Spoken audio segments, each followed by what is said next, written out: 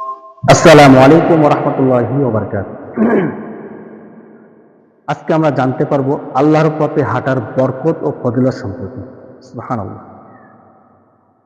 প্রিয় ইসলামী ভাই ও বোনেরা, কখনো কি ভেবে দেখেছেন আল্লাহর পথে এক কদম হাঁটলে কত বড় সওয়াব ও বরকত পাওয়া যায়?